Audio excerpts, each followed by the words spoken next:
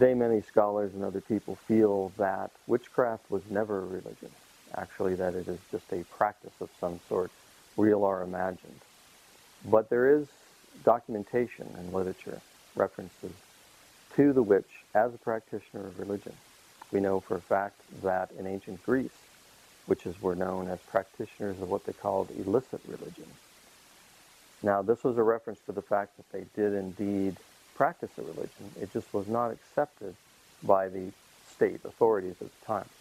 Because in ancient times, you had to have a temple. You had to be able to maintain a temple in order to qualify as a legitimate religion. This required money and it required a lot of organization. That was something that witches of ancient times did not have. And they were classified as basically the vagabond class.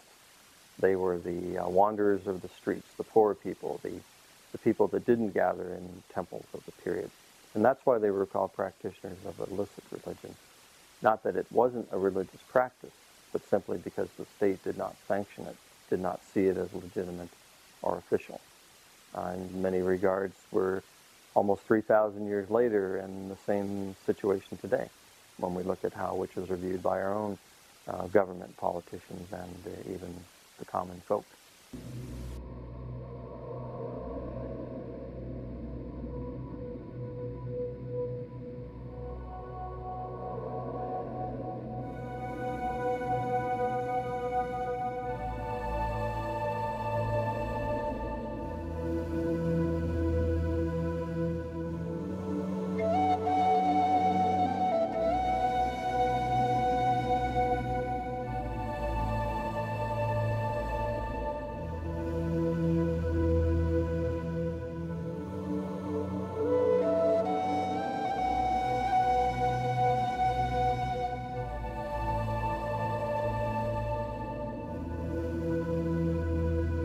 When we consider the crossroads, there's an interesting connection to a goddess, and this goddess is Hecate, who was in ancient times known as the goddess of the crossroads, also called Trivia, goddess of the three ways.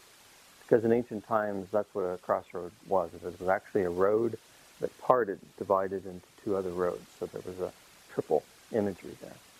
And in the center of this crossroads, there would be a pole called a hectaon, and on it hung the three masks of Hecate, so that each mask looked towards a different road, goddess of the three faces, of the three ways. The earliest references to Hecate come from Hesiod's writing known as the Theogony, in which he writes basically about the creation of the world and where the gods came from. It's the earliest writings we have, actually, that explain how this all came to be in ancient mythology. He says something very interesting, because he talks about Hecate as a goddess who was a titan. Now, the titans are important only because, in this context, that they are the gods, deities of a forgotten time. Now, that's interesting because if you think about the fact that Hesiod is writing somewhere around 800 to 700 BCE, he's saying that these legends of the titans are almost forgotten in his own time. So these are very ancient deities, and he's saying that Hecate was one of these powerful titans.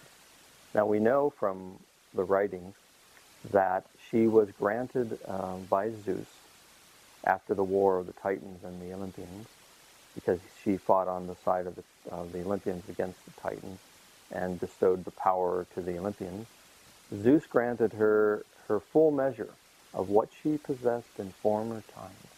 And that's important to understand, because what she possessed in former times, according to Hesiod, was that she was the great goddess of the sky, the earth, and beneath, which in ancient times was the three realms of existence, above, the middle, and below. So she was this great goddess who maintained this from the forgotten time into the contemporary times of Hesiod. What's interesting to follow is that Hecate is this great goddess, and she's not depicted anywhere in Hesiod's writings as old, as ugly, as evil, but simply as a great and powerful goddess of the three realms. And what begins to happen as you follow the literature century by century is that she begins to decline into this image of an older, hag goddess, dangerous in some ways, dark, foreboding, and tied in with a lot of negative magic. What's interesting is that the same period, century by century, what's happening is that the witch, once a beautiful, powerful sorceress, is also declining in the same way that Hecate is. So you find Hecate coming from this great, powerful goddess to the scary, dark goddess, and witches are going through the same exact transformation.